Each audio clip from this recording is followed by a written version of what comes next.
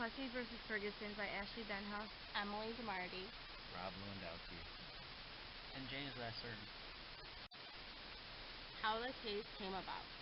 The case came about by Plessy attempting to sit in an all-white railroad car.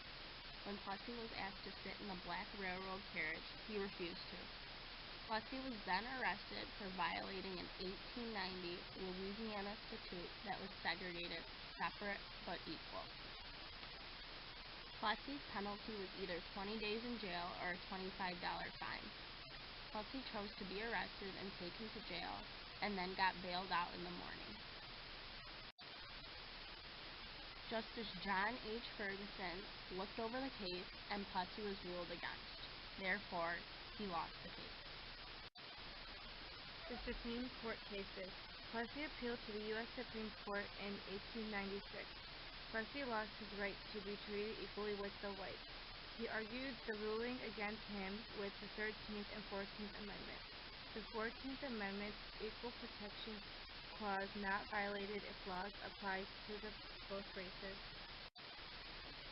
The court ruled in favor of the state, separate but equal.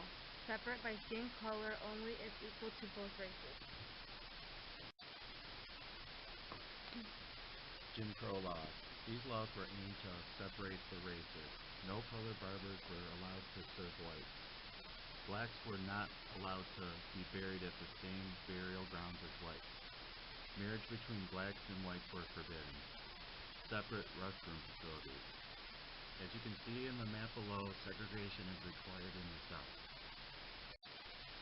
Separate facilities. These facilities for blacks were far inferior to those provided for whites.